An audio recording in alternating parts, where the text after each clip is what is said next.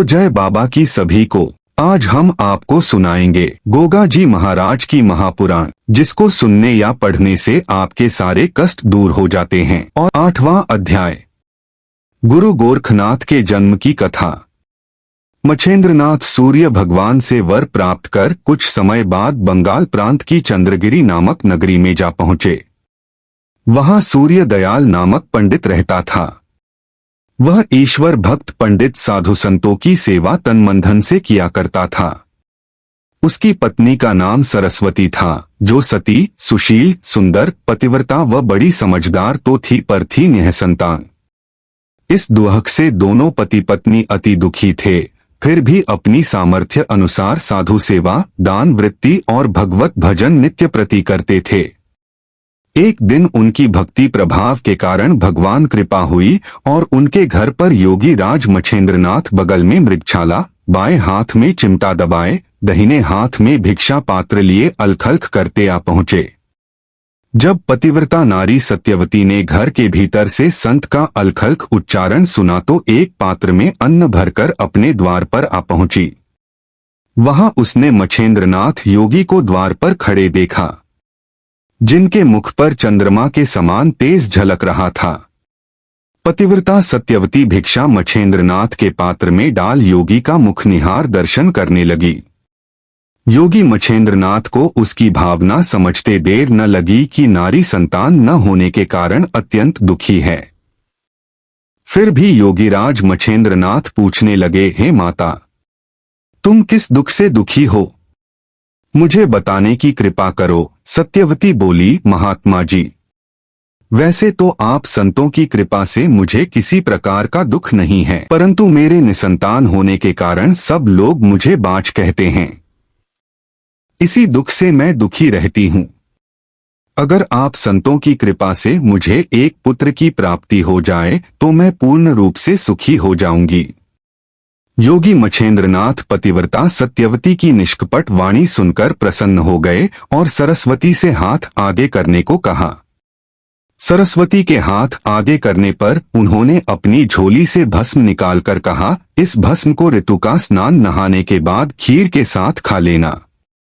तुम्हारे यहाँ हरि नारायण भगवान का अंशी अवतार आएगा, जो रिद्धि सिद्धि का स्वामी होगा। मैं 12 वर्ष बाद नगर भ्रमण करता हुआ फिर तुम्हारे यहाँ आऊंगा। पतिव्रता सत्यवती ने मछेंद्रनाथ योगी से भस्मी लेकर आलमारी में रख दी और मन में धारण किया कि ऋतुवती होने के पश्चात इस भस्मी को खाऊंगी। उसने अपने पास पड़ोस की स्त्रियों से भी महात्मा की भस्मी की चर्चा की। तभी एक चतुर सहेली बोली, बहन, भूलकर भी भस्म न खाना। ये संत महात्मा बहुरूपीय बने फिरते हैं। ये किसी दुश्मन के कहने से भस्मी के रूप में विष दे जाते हैं, जिसके प्रभाव से मृत्यु हो जाती है, या मंत्र के प्रभाव से बेहोश करके जेवर बर्तन लेकर चलते बनते हैं। अगर बाझों के इसी प्रकार संतान हो जाए तो संसार में बाझों का नाम ही मिट जाए। एक भी बाझ चिराग लेकर ढूंढने से भी न मिले। न जाने कितनी हमारी भोली भाली बहनों की इज्जत इन लोगों ने बर्बाद करी है। सच्चे साधु संत क्या घर घर भिक्षा पात्र लिए डोलते हैं? वह तो पागल बने वन में ही तपस्या करते हैं। उन्हें दुनियादारी से क्या लेना क्या देना। सब सहेलियों ने जितने मुंह उतनी राय दी। किसी ने क्या ठीक कहा है, जैसी हो होतव्यता वैसी बुद्धि हो। पतिव्रता सरस्वती ने भी सहेलियों की बातों पर विचार किया तो उसे भी ये ही समझ में आया कि बात इन लोगों की ठीक ही है। इसी प्रकार की घटनाएं आए दिन घटती ही रहती हैं, लेकिन उस संत का तेज तो योगियों के ही समान था। मगर ये भी ठीक है कि इस प्रकार भस्मी द्वारा पुत्र प्राप्ति होने लगे तो संसार से बाझों का नाम सदा के लिए ही मिट जाए। इस प्रकार की धारणा बनाकर सरस्वती ने मछेंद्रनाथ की दी हुई भस्मी को गांव के एक गड्ढे में डाल दिया। गांव के नरनारी गड्ढा बड़ा होने के कारण गाय का गोबर व गंदे कूड़ा करकट भी ऊपर से डालते रहते थे, परंतु मछेंद्रनाथ की सिद्ध की हुई भस्मी ने अपना प्रभाव दिखाया। खेत में जिस प्रकार अंकुर फूटते हैं, उसी प्रकार कूड़े गोबर में भी अंकुर फूट निकले। परंतु पानी की सुविधा न होने के कारण अंकुर भी धीरे धीरे ही फूट रहे थे, जिसकी तरफ किसी का ध्यान क्यों होने लगा था। इसी तरह दिन पर दिन बीतते चले गए और 12 मास पूरे हो जाने पर भी अभागिन सरस्वती बाझ ही बनी रही। गोबर के गड्ढे में ही बालक का जन्म हो गया था। इसी प्रकार 12 वर्ष पूरे हो गए। योगीराज अपने वायदे के अनुसार भ्रमण करते हुए सरस्वती के दरवाजे पर अलखल्क करते आ पहुंचे। दरवाजे में प्रवेश करते ही उन्होंने सोचा, इस घर की पतिव्रता नारी का बालक 11 वर्ष कुछ महीनों का हो गया होगा। उधर सरस्वती नियमानुसार संत के लिए भिक्षा लाई तो 12 वर्ष पहले वाले योगी को दरवाजे पर खड़े देखा। सरस्वती को योगीराज को पहचानते देर न लगी। वह भिक्षा पात्र में डालकर एकदम मुड़ने लगी, इस भय से कि कहीं योगी भस्मी वाली बात न छेड़ बैठें। भस्मी के फेंकने की बात सुनकर श्राप देकर भस्म ही न कर डालें। परंतु गुरु मच्छेंद्रनाथ ने भिक्षा की ओर ध्यान न देकर पुत्र के बारे में ही सरस्वती से प्रश्न किया, हे माता, अब तो तुम्हारा बेटा काफी बड़ा हो गया होगा, क्या मुझे उसके दर्शन नहीं कराओगी? योगी की बात सुनकर सरस्वती एकदम पीली पड़ गई। धर्म संकट के कारण उसके मुख से बोल न निकला। उसने चुप्पी साध ली। सरस्वती को चुप देखकर मच्छेंद्रनाथ बोले, हे माता, क्या संतान पैदा ही नहीं हुई या पैदा होकर नष्ट हो गई? आप कुछ तो उत्तर दो। योगी मच्छेंद्रनाथ के मुख का तेज देखकर सरस्वती को सारा विवरण ठीक ठीक बताना पड़ा। मैंने आपकी दी हुई भस्मी पड़ोसिनों के बहकावे में आकर कूड़े के गड्ढे में फेंक दी। मच्छेंद्रनाथ ने पूछा, माता, वह गड्ढा कहाँ पर है? मुझे दिखा तो दो। सरस्वती मच्छेंद्रनाथ को साथ लेकर गांव के नजदीक उसी गड्ढे पर जा पहुंची जहां 12 वर्ष पहले उसने मच्छेंद्रनाथ की दी हुई भस्मी फेंकी थी, और योगीराज को बता दिया कि मैंने इसी गड्ढे में भस्मी फेंकी थी। इतनी बात सरस्वती के मुख से सुनकर मच्छेंद्रनाथ ने गड्ढे के ऊपर मुंह करके कहा, हे सूर्य पुत्र हरिनारायण, अगर तुम्हारा जन्म हो गया हो तो बाहर निकल आओ। उसी वक्त गड्ढे के भीतर से उत्तर आया, हे गुरुजी, मैं यहाँ गड्ढे के भीतर बैठा हूँ। मेरे ऊपर कूड़े का इतना ढेर है कि मेरे लिए बाहर निकलना असंभव है, इसलिए आप उसे हटवाकर मुझे बाहर निकलवा लो। गड्ढे के भीतर से आवाज सुनकर सरस्वती व नगरी की जनता नरनारियों को बड़ा ही कौतूहल हुआ। सबने मिलकर जब गोबर के ढेर को गड्ढे से निकाला तो गोबर के भीतर से ही एक अत्यंत तेजधारी बालक निकला। बच्चे को देखकर योगी मच्छेंद्रनाथ बोले, बेटा, तुम्हारी उत्पत्ति गाय के गोबर से हुई है, इसलिए मैं आज ही तुम्हारा नाम गोरखनाथ रखता हूँ। बालक गोरखनाथ रो रो कर मच्छेंद्रनाथ को देखने लगा।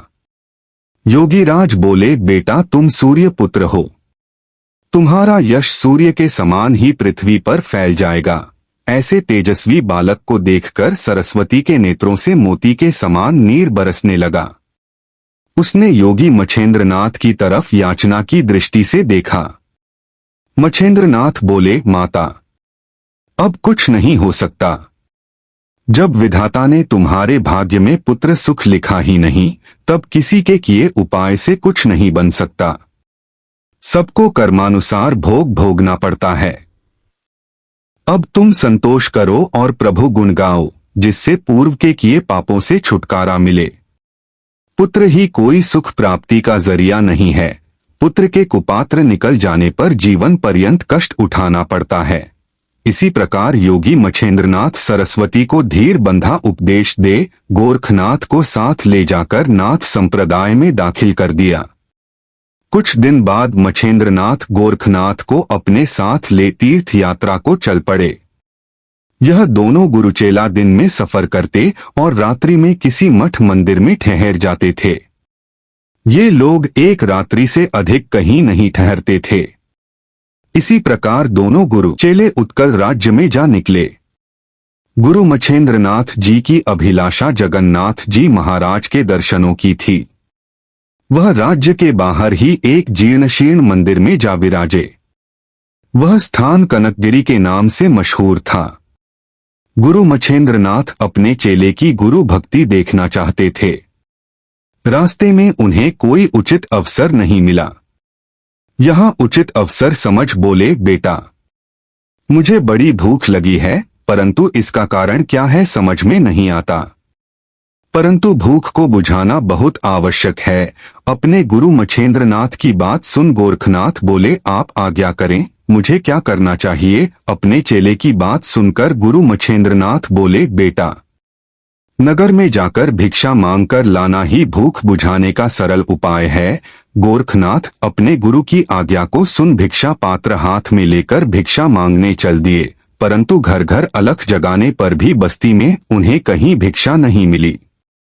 आगे जाकर उन्होंने देखा कि एक ब्राह्मण के घर धूमधाम से पिता का श्राद्ध मनाया जा रहा था, जिसे देख गोरखनाथ ने जोर शोर से अलख नाम का उच्चारण किया। अपने द्वार पर भिक्षा पात्र लिए गृह स्वामिनी ने जब संत को देखा तो वह एक पात्र में अपने यहाँ बने सभी पदार्थ, पूरी, पकवान, दही, कौड़ी, हलवा वगैरह एक पत्तल पर रख अपने द्वार पर आ पहुंची, जिससे गोरखनाथ का भिक्षा पात्र पूरा का पूरा भर गया। गोरखनाथ विविध प्रकार के व्यंजन देखकर मन ही मन प्रसन्न हुए और अपने गुरु मच्छेंद्रनाथ के सामने पहुंचे। भरा हुआ भिक्षा पात्र अपने गुरु के निकट रख दिया। अपने चेले को स्वादिष्ट पदार्थ काफी मात्रा में लाया देख गुरु मच्छेंद्रनाथ काफी प्रसन्न हुए। गुरु भक्ति में गोरखनाथ का नेत्रदान योगीराज भोजन करते जाते थे और एक एक पदार्थ की तारीफ के पुल बांधते जाते थे। उन्हें उन सब पदार्थों में उड़द की दाल के बने दही बड़े बहुत ही अधिक भाए। भोजन समाप्ति के पश्चात बोले, बेटा गोरखनाथ, तुम्हारी लाई भोजन सामग्री सभी अति उत्तम थी, परंतु दही बड़ों का स्वाद अनोखा ही था। मेरा मन अभी और दही बड़े खाने को कर रहा है। तुम उसी द्वार पर जाकर एक दो दही बड़े और मांग कर लाओ। गोरखनाथ ने अपने गुरु की आज्ञा का उल्लंघन नहीं किया और दोबारा दही बड़े मांगने उसी द्वार पर चल दिए, परंतु रास्ते में सोचते जाते, अगर गृह स्वामिनी ने मुझे पहचान कर कि ये दोबारा भिक्षा मांगने आया है, दही बड़े देने से इनकार कर दिया तो क्या होगा। वह इसी प्रकार सोच विचार करते हुए उसी द्वार पर जा पहुंचे और पहले की तरह अलख नाम का उच्चारण किया। गृह स्वामिनी गोरखनाथ को अपने दरवाजे पर खड़ा देख क्रोध भरे स्वर में बोली, मैंने तुम्हें काफी मात्रा में भोजन सामग्री दी थी, क्या उससे तुम्हारे पेट की ज्वाला शांत नहीं हुई। गोरखनाथ अपने स्वर को बहुत ही नम बनाकर नम भाषा में बोले, मातेश्वरी, मेरे साथ मेरे गुरुदेव भी हैं।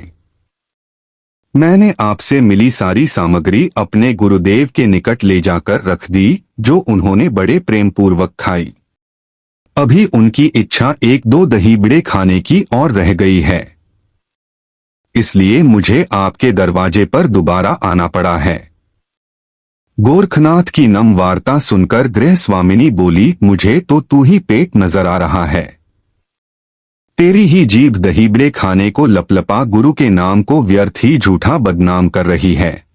गोरखनाथ और नम पड़कर बोले, नहीं माताजी, मैं कभी झूठ नहीं बोलता, आप विश्वास करें। इतनी बात सुनकर गृह स्वामिनी बोली, तुम जैसे ठगों से मैं अच्छी तरह परिचित हूं। तुम किसी की भलाई तो क्या कर सकते हो, गृहस्थियों को परेशान करना ही तुम लोगों ने अपना धर्म समझ रखा है। गृह स्वामिनी के कठोर वचन सुनकर गोरखनाथ नम शब्दों में ही बोले, माताजी, अगर आपको कोई परेशानी हो तो मैं उसे दूर करने को तैयार हूं। आप मेरे गुरु की इच्छा पूर्ति कर दें, मैं आपकी मनोइच्छा पूर्ति करने को तैयार हूं। अब गृह स्वामिनी बोली, हे साधु, तेरे पास धरा ही क्या है जो तू मेरी इच्छा पूर्ति करेगा। गोरखनाथ बोले, माताजी, आप कहें तो सही, जब तक आप कहेंगी नहीं मैं किस प्रकार आपकी इच्छा पूर्ति कर सकता हूं। मुझे तो अपने गुरुदेव की इच्छा पूर्ति के लिए केवल दही बड़ा ही चाहिए। दही बड़े का नाम सुनकर गृह स्वामिनी कड़क कर बोली, मुझे एक दही बड़े के बदले तेरी एक आंख चाहिए, बोल देगा। गोरखनाथ बोले, माताजी, आंख देना कौन बड़ी बात है, मैं अपनी जान भी दे सकता हूँ। गृह स्वामिनी बोली, मैं भीतर से दहीबड़ा लेकर आती हूँ। तू अपनी एक आंख निकाल कर रख। इतनी बात कह गृह स्वामिनी ने घर के भीतर दहीबड़ा लाने के लिए मुंह मोड़ा। गोरखनाथ ने अपनी आंख में उंगली डालकर पुतली चीरकर झटका मार आंख बाहर निकाल ली, जिसकी वजह से आंख से खून बहकर पृथ्वी पर टपकने लगा। गृह स्वामिनी जब दहीबड़ा लेकर दरवाजे के निकट आई तो गोरखनाथ का कौतुक देखकर उसके होश उड़ गए। वह मन ही मन बड़ी दुखी हो दहीबड़ा देकर जाने लगी तो गोरखनाथ बोले, माताजी आंख भी तो लेती जाओ। ये कहकर अपनी आंख हाथ बढ़ाकर गृह स्वामिनी के निकट कर दी। गृह स्वामिनी पश्चाताप करती हुई बोली, मुझे क्या करनी है तुम्हारी आंख? मैं तो कहकर ही अत्यंत दुखी हूँ। इतना सुनकर गोरखनाथ ने अपनी आंख में पुतली को रख लिया और ऊपर से जल में भीगा कपड़ा बांध लिया। वह नहीं चाहते थे कि इस घटना की जानकारी गुरुदेव को मिले, इसलिए वह अपना एक हाथ आंख पर धर और दूसरे में दहीबड़ा लेकर गुरु मच्छेंद्रनाथ के समक्ष जा पहुंचे और हाथ जोड़कर बोले, गुरुजी, केवल एक ही दहीबड़ा मिला। गुरु मच्छेंद्रनाथ बोले, कोई बात नहीं बेटा, एक ही सही, परंतु तेरी आंख पर ये पट्टी कैसी बंधी है? आंख को क्या हुआ? गोरखनाथ बोले, गुरुदेव, कोई खास बात नहीं, आंख की पुतली में दर्द हो रहा है। गुरु मच्छेंद्रनाथ बोले, जरा इधर दिखाओ बेटा, मैं भी तो देखूं पुतली में दर्द का क्या कारण है। अब बात छिपती न दिखी तो गोरखनाथ बोले, गृह स्वामिनी ने एक दहीबड़ा देने में एक आंख देने की शर्त रखी थी, परंतु उसने दहीबड़ा तो दे दिया पर आंख नहीं ली। अपने शिष्य से अभूतपूर्व घटना सुनकर योगी मच्छेंद्रनाथ काफी रुष्ट हुए। अपने गुरु को रुष्ट देख गोरखनाथ बोले, गुरुदेव, ये अभूतपूर्व घटना प्रारब्धवश ही हुई है, इसलिए गृह स्वामिनी अधिक दोषी नहीं है। आप उस निरपराध अबला को क्षमा कर दें। गुरु मच्छेंद्रनाथ बोले, बेटा, जब तुमने ही उसे क्षमा कर दिया तो मैं ही उससे क्यों रुष्ट होने लगा। अपने गुरु के कहने पर गोरखनाथ बोले, गुरुदेव, ये सब गुण आपकी ही कृपा से मुझ में आए हैं। योगी मच्छेंद्रनाथ बोले, बेटा गोरख, अब मुझे पूर्ण विश्वास हो गया है कि मुझे गुरु भक्त चेला मिला है, जो मेरी इच्छा पूर्ति के लिए अपने प्राण भी दे सकता है। ऐसे गुरु भक्त अधिकारी चेले को कौन गुरु समस्त विद्याएं सिखाकर परिपूर्ण न बनाएगा। गोरखनाथ ने अपना सिर गुरु चरणों रख दिया। मच्छेंद्रनाथ ने शिष्य को चरणों में से उठाकर अपने गले से लगा लिया। फिर गोरखनाथ की आंख से पड़ी खोलकर पुतली स्वच्छ जल से पवित्र की और पुतली को ठीक प्रकार आंख पर जमाकर विधिपूर्वक मंत्र का जाप किया, जिससे आंख पहले जैसी ज्यों की त्यों हो गई और दर्द का नाम भी नहीं रहा तथा आंख की रोशनी में भी कोई अंतर नहीं आया। गोरखनाथ को मच्छेंद्रनाथ योगी जैसा गुरु मिला, वैसे ही गुरु को गोरखनाथ जैसा शिष्य। गोरखनाथ ने अपने गुरु मच्छेंद्रनाथ से समस्त विद्याएं सीखी। उन्होंने गोरखनाथ को सर्व विद्या संपन्न बना दिया और गोरखनाथ को आशीर्वाद देते हुए कहा, तुम नाथ पंथ में सिद्धों के सिद्ध माने जाओगे। मैंने तुम्हारी गुरु भक्ति की परीक्षा लेने के कारण ही तुम्हें दोबारा दहीबड़ा लेने भेजा था। तुम अपनी गुरु भक्ति की परीक्षा में सफल हुए बंधुओं। अब गोरखनाथ महान सिद्ध परम उपकारी गुरु बन गए। श्री गोगा महापुराण 8वां अध्याय समाप्त। जय श्री गोगा जी महाराज। ऐसी ही वीडियो देखने के लिए हमारे YouTube चैनल को लाइक शेयर सब्सक्राइब जरूर करें।